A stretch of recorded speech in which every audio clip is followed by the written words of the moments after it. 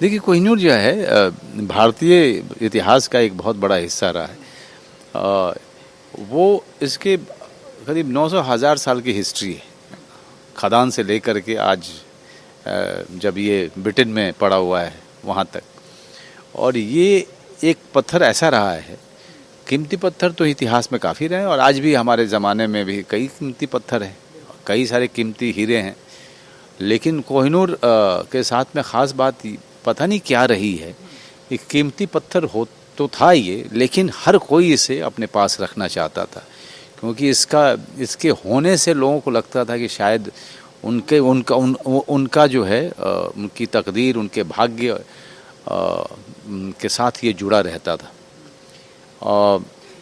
और कोहिनूर जहाँ जहाँ रहा, लोगों की उस कई सारी जो है भ्रांतियाँ भी हैं और कई सारा उनकी मान्यता है कि जिसके पास कोहिनूर है वो सबसे बड़ा है, या बड़ा नहीं है तो कोहिनूर के आने से वो बड़ा हो जाता है। तो कई लड़ाइयाँ भी लड़ी गई कोहिनूर के कारण, कई छल कपट भी हुए। एक नकली कोहिनूर भी घूमा कुछ सालों तक, और ब्रिटेन के शासन से पहले कई 100 साल पहले से कोहिनूर चला आ रहा है। तो एक नई नई जानकारियाँ मुझे भी मिली जब उनके रिसर्च मटेरियल को मैंने पढ़ा और जो दिया उन्होंने नरेट करने के लिए उसको पढ़ा, तो मेरे लिए भी बहुत सारी चीज़ें थी जो नई थी जानकारी, जो कि दर्शकों को ये जब देखेंगे तब पता चलेगा। रिसर्च है वही आप बोलते हैं, लेकिन हाँ समझ के बोलते हैं, पढ़ के बोलते हैं। लेकिन हमारी जिम्मेदारी ये है कि मैं अपने तकनीक के ज़रिए या अपने जो ओरेशन या नरेशन की जो क्षमता है वो उसको इस तरह से इस्तेमाल करूं कि ये इतना बड़ा इतिहास, इतनी लंबी कहानी लोगों के लिए रोचक बनाऊं।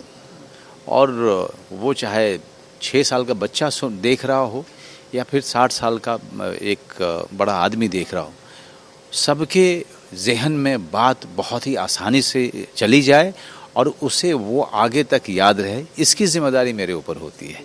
उसमें कितनी नाटकीयता डालनी है और कितना सिर्फ तथ्य डालना है, और कितनी यथार्थ आपके नरेशन में हो और कितनी नाटकीयता हो, ये सब का जो है मिश्रण हो, कितना होना चाहिए, ये सब जिम्मेदारी मेरे ऊपर होती है।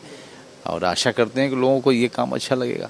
देखिए, जो स्कूल में पढ़ाया जाता है उनमें उतने ही पन्ने रह सकते हैं, क्योंकि जितने पन्नों का हिसाब किताब रहता है वो उतने ही पन्नों में उसकी कहानी को कहना है।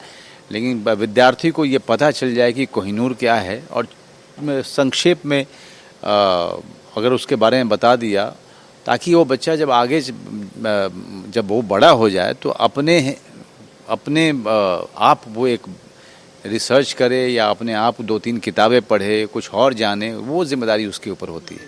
स्कूल तक में जिम्मेदारी होती है कि उनको हर चीज़ का बेसिक समझा देना, ताकि बाद में वो निर्णय लें कि उसके बारे में आगे वो पढ़ना चाहते हैं या ज्ञान लेना चाहते हैं कि नहीं। देखिए, इसमें ज़्यादा तो इसमें बहुत सारी एनिमेशन है और मेरा काम है, जो नरेशन का काम होता है वो 2 दिन का काम होता है।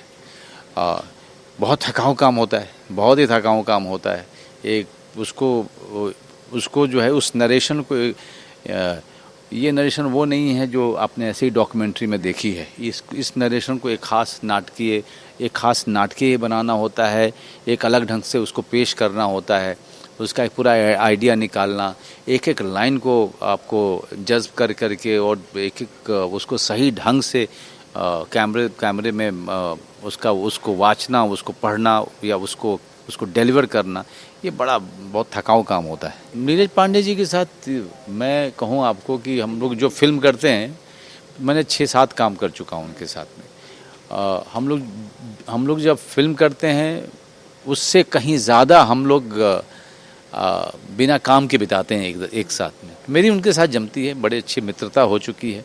उनकी बेटी और मेरी बेटी एक ही हॉस्टल में पढ़ते हैं, एक ही क्लास में पढ़ते हैं, तो वो भी एक कॉमन फैक्टर हो गया है। इतनी उम्र भी नहीं हुई है यार, तुमने तो मतलब मुझे पता नहीं क्या बना दिया। लेकिन कोशिश रहती है, देखिए फिटनेस और एक अनुशासन में जीवन जीता हूँ मैं, शायद इसके कारण। लेकिन अच्छा है, जब तक आप फिट हैं, जब तक आप हेल्दी हैं, आप काम अच्छा कर रहे हैं, बस यही दुआ करता हूँ भगवान से, बस ये सब बनाए रखें।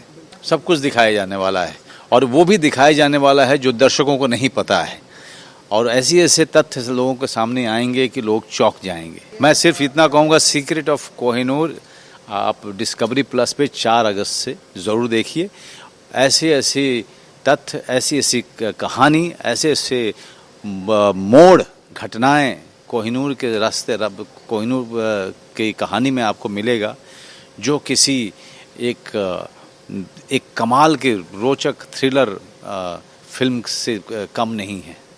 और उसके साथ साथ आपको इतना सारा ज्ञान, तो सब परिवार 4 अगस्त को डिस्कवरी प्लस पे बैठ जाइए और बहुत सारा ज्ञान और बहुत सारा रोमांच के मज़े लीजिए।